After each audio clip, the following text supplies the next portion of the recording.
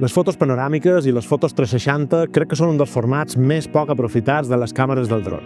A mi és un format que m'agrada bastant utilitzar, però és cert que a l'hora de publicar-les a les plataformes o xarxes socials la cosa es complica perquè aquestes no estan adaptades per mostrar-les en un format nadiu, especialment quan xerram de fotos en 360. Així que en aquest vídeo t'explicaré en quins casos crec que és interessant que les facis servir, especialment en l'àmbit professional, i a més, quines coses has de tenir en compte per treure uns resultats espectaculars. I si et quedes fins al final d'aquest vídeo, t'explicaré com publicar-les a xarxes socials o plataformes per treure-li el màxim rendiment.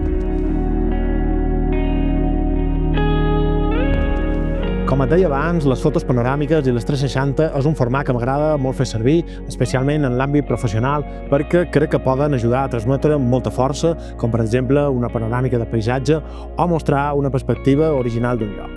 Per això crec que per determinats clients és un format que pot funcionar molt bé, com per exemple en l'àmbit de la construcció o del turisme rural, per posar alguns exemples, perquè permeten mostrar un lloc, permeten mostrar un edifici o inclús una persona dins el seu context. Les fotos panoràmiques i les fotos 360 venen a ser el mateix, amb algunes diferències, evidentment, però tècnicament funcionen exactament igual. Així que en la major part d'aquest vídeo les tractaré com si fossin un únic format. Tot i això, com veuràs al final d'aquest vídeo, a l'hora de publicar-les a xarxes socials o plataformes requereixen de processos totalment diferents, així que aleshores les tractarem de manera separada. On pots trobar el mode per fer fotos panoràmiques i 360 al teu dron? Bé, això pot variar segons la marca i el model que facis servir. En aquest cas jo faré servir un DJI Mini 4 Pro, així que si fas servir alguna altra marca és possible que hi hagi algunes variacions, però la resta d'informació d'aquest vídeo segur que també et pot servir. Si fas servir un dron de DJI, com és aquest cas, una vegada que hagis connectat el teu dron al radiocontrol, a la dreta de la pantalla trobaràs un botó des d'on pots seleccionar el mode de fotos panoràmic i 360. I anem aquí, i aquí tenim el mode panoràmic, tenim el mode esfera, mode 180, gran angular, vertical. Una vegada que has triat el mode panoràmic que vols, d'aquests d'aquí, esfera, 180, gran angular o vertical, simplement has de disparar, com si fos una foto normal, aquí on posa el botó Start, o bé amb el botó físic del radiocontrol, aquí dalt a la dreta. T'anirà indicant el percentatge del procés i quan acabi podràs anar a la galeria per veure la foto. Veus que et va indicant un percentatge.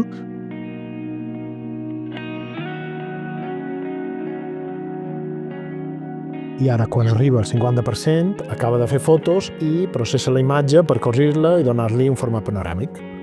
Veus, a més, que quan el dron acaba de fer les fotos, el dron es gira i torna a la posició inicial.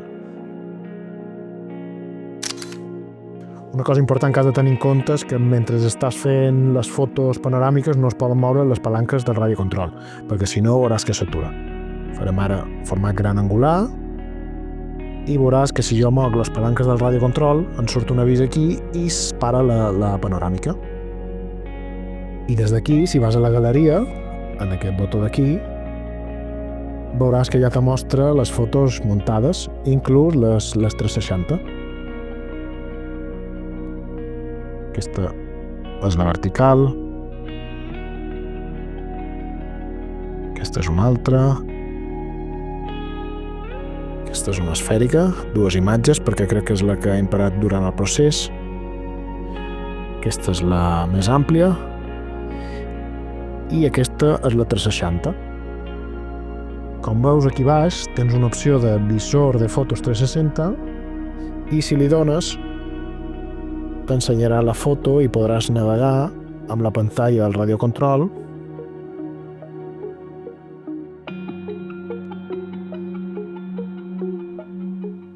i inclús pots fer captures de pantalla i aquí baix pots mostrar la 360 en diferents formats per veure com quedaria.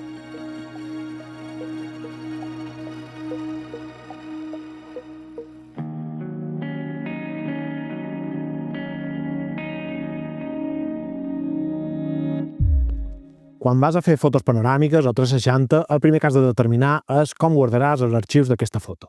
Com deus saber, una foto panoràmica o una foto 360 no és més que diverses fotos que al final s'acaben cosint per formar una sola foto. Per tant, quan fas panoràmiques amb un dron, normalment tens dues opcions. O bé guardar un JPG únic amb la foto ja final editada, és el mode més fàcil, evidentment, i els resultats solen ser prou bons, o, per altra banda, pots guardar també els arxius originals d'aquesta foto, els arxius en RAW, que després podràs editar i processar amb un programa com Capture One o Lightroom. Aquesta segona opció és més avançada perquè et permet més llibertat creativa i alhora et permet treure uns resultats millor, però per fer-ho necessitaràs també tenir uns coneixements sobre el retoc fotogràfic. Així que si t'agradaria que fes un tutorial sobre com editar fotos panoràmiques en Lightroom, deixa'm un comentari aquí baix. En alguns drons com aquest, com ara veuràs en pantalla, una vegada tries el format RAW, el dron també et guarda un JPG amb la foto ja editada i muntada. Així que si el teu dron t'ofereix aquesta opció de guardar RAW més JPG, jo et diria que la triïs perquè així més endavant sempre seràs a temps de decidir si et quedes únicament amb el JPG o si prefereixes guardar els originals per editar-los i muntar-los tu mateix. Una vegada que has triat el mode panoràmic que més t'interessa, és hora de decidir si faràs les fotos en mode manual o en mode automàtic, com quan fas una foto normal.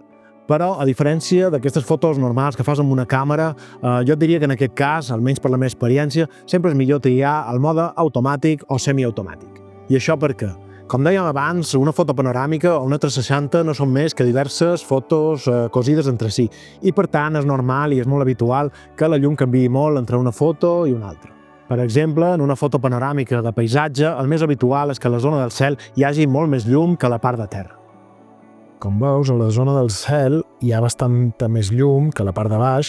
Aquesta part zebrejada vol dir que la imatge està cremada, hi ha massa llum, i en canvi a la part de baix és molt més fosc. Ara, com veus, com que està en automàtic, si m'estàs posant bé la part de baix, veus que el cel està encara més cremat. Per tant, és molt difícil triar una única exposició que sigui adequada per cada una d'aquestes fotos que conformen la panoràmica, ja que, com has vist, el dron tira totes les fotos consecutives i no et deixa modificar els paràmetres durant el procés. D'aquesta manera, si per exemple com ara ho féssim en mode manual, veus que la part de dalt jo podria exposar perquè el cel es vegi bé, hauria de baixar una miqueta. Per exemple, així tenim un cel més o menys ben exposat, però com veus, a la part de baix pràcticament no es veu res. I al revés, si volgués exposar bé la part de terra, per exemple, podria ser així o així, veus que el cel està molt cremat i no tindríem gaire informació. Anem a fer una prova. Crec que serà més evident si ho fem així, amb el cel ben exposat.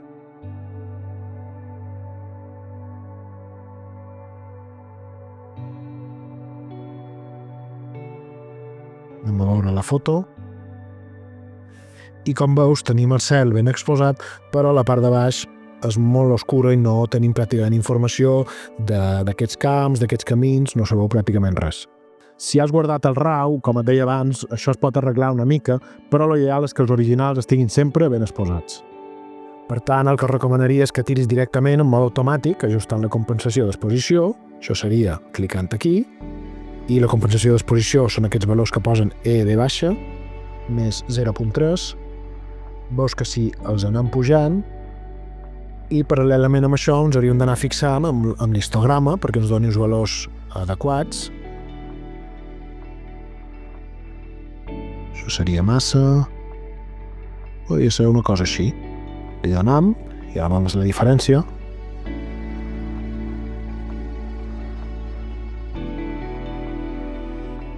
Ara aquí pots veure el resultat, veus que és molt millor, tenim informació a dalt, tenim informació a baix. O bé, l'altra opció és que posis el mode manual, clicant aquí, i posis la velocitat d'obturació en automàtic, ajustant també aquesta compensació d'exposició. Si cliques aquí veuràs que pots triar aquests paràmetres i veus que la velocitat d'obturació la pots posar en automàtic perquè el propi dron triï quina velocitat és millor, i pots mantenir la ISO manual i així pots determinar quina ISO fa servir. Amb això pots també ajustar la compensació d'exposició, podríem fer 0,7 com hem fet abans i tindríem un resultat molt similar. Li donem Start.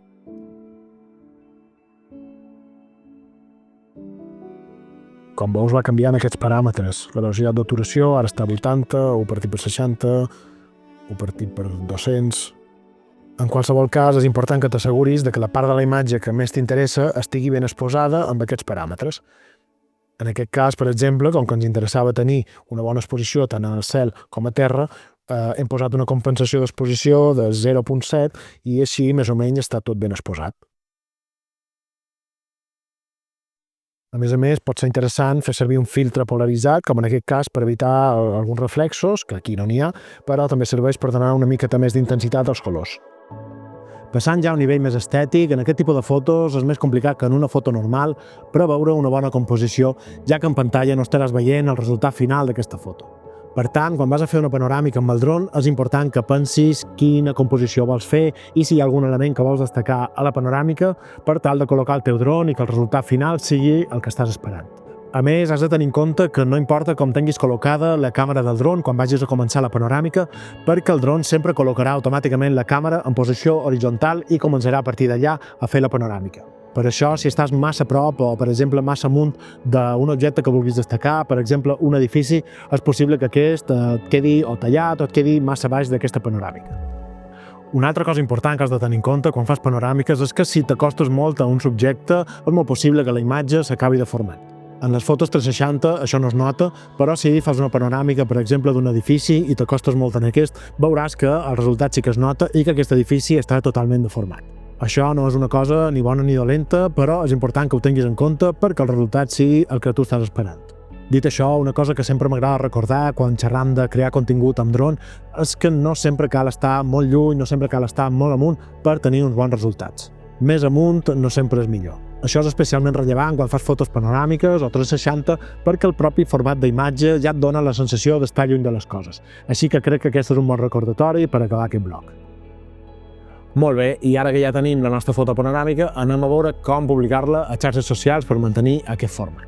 Com et deia abans, aquí sí que separem entre fotos panoràmiques i fotos 360 perquè el procés de publicació és totalment diferent, així que començarem xerrant per les fotos panoràmiques. Com has vist, la majoria de panoràmiques fan servir el format horitzontal, mentre que la majoria de xarxes socials tendeixen a fer servir el format vertical, cosa que complica la visualització d'aquestes panoràmiques.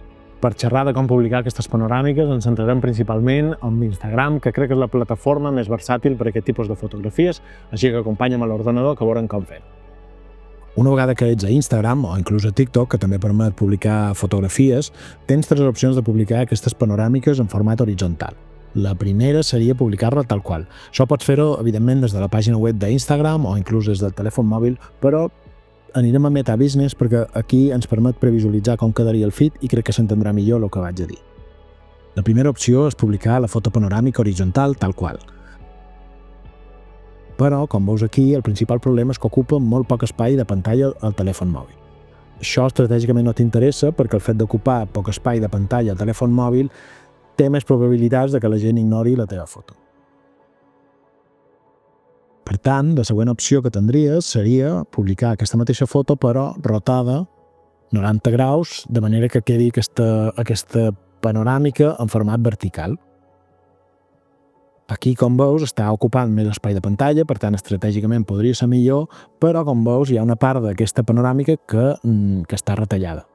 Aquí Instagram ja ens indica que hi ha un problema amb l'aspecte ràtio i això fa que aquesta panoràmica es quedi tallada. Podríem arreglar-ho una mica així i seleccionant una part d'aquesta panoràmica que ens interessi més i tindríem un format 4:15, que és el més ampli que ens deixa Instagram, però, com veus, a costa de perdre una part d'aquesta panoràmica.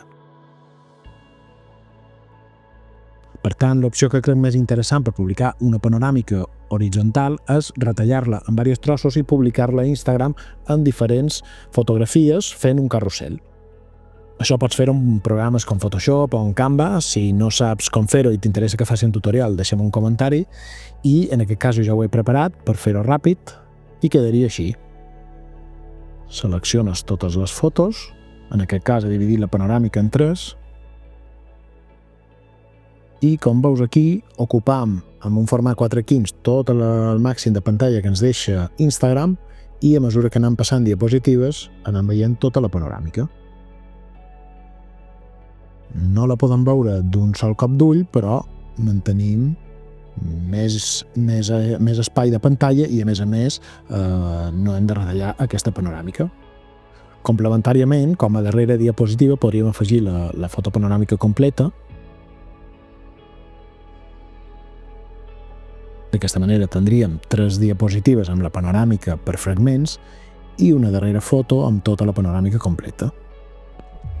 I ara veurem què fer amb les fotos 360. El consum i ús de les fotos 360 serà sempre digital, a diferència de les fotos panoràmiques, que podem imprimir-les per mantenir el seu format original, i a més, al meu parer, la funció d'aquestes fotos 360 és més funcional que no pas estètic. Així que crec que és important que això ho tinguis en compte a l'hora de valorar si realment val la pena retocar els originals d'aquestes fotos 360. Dit això, acompanya'm una altra vegada a l'ordenador que t'explicaré quines opcions tenim per publicar aquestes fotos 360. En el cas de les fotos 360 tenim també diverses opcions per publicar-les i promocionar-les. La primera seria alguna pàgina web com Panoraven que ens permeti visualitzar aquestes pàgines web i després compartir un enllaç. Ara veuràs com ho faríem. Aquí puges una foto 360, com aquesta que hem fet d'exemple. Ara la va carregant i una vegada la té carregada ens la mostrarà aquí de manera interactiva perquè puguem veure-la en format 360. Com veus, directament he pujat el JPG que ha creat el dron, sense editar ni res, i el propi programa ja reconeix que això és una foto 360 i ara la mostrarà en aquest format. Tingues en compte que el tamany màxim de fotos que permet aquest programa en concret són 30 megas, en aquest cas l'he hagut de reduir una mica, pot ser que variï d'un programa a un altre, però vaja, tingues en compte que és possible que hagis d'adaptar una mica el tamany d'aquesta foto. I com veus, una vegada l'ha carregat, ja podem, amb el ratolí, visualitzar-la com una foto 360 i desplaçar-nos, fer zoom. I a partir d'aquí tindríem un enllaç que podríem compartir, per exemple, a Twitter, a Facebook, a LinkedIn, o inclús per correu. Podrem fer un enllaç directe o inclús un codi per insertar. Si tens una pàgina web, això pot ser molt interessant. Per compartir directament, podries compartir-ho així, per exemple. I en el cas de LinkedIn veuràs que genera un enllaç que duria a veure aquesta foto directament. I una vegada cliques en aquell enllaç, duria una pàgina com aquesta on podries previsualitzar la foto.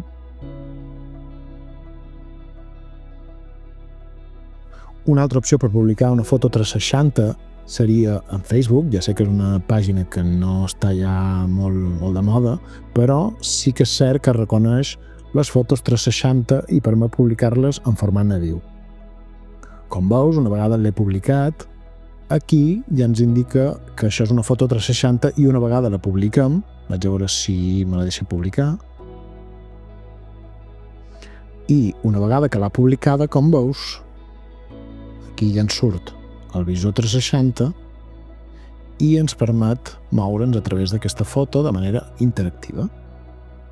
I per acabar tindríem una tercera opció, com aquest programa que està tant per Windows com per Mac, que no sé com es pronuncia, però que és aquest d'aquí, que una vegada l'hem descarregat ens permet pujar una foto 360, que jo ja l'he pujat, i vinculant el nostre Google Maps ens permet pujar-la directament al nostre compte de Google Maps. Com que les metadades de la foto ja té una localització, una vegada la publiquéssim ja la situaria directament en el mapa i, per tant, la gent que navega per Google Maps podria veure aquesta foto en 360 i estaria vinculada al nostre compte i, per tant, tindríem l'autoria d'aquesta foto. Per no allargar-me no explicaré com funciona aquest programa, però bàsicament seria fer això i publicar-la des d'aquí. I això és tot. Espero que aquestes recomanacions t'ajudin a millorar les teves fotos panoràmiques i t'ajudin també a treure-li un major rendiment. Si t'ha agradat aquest vídeo, aquí en trobaràs un altre que també te pot agradar. Adéu!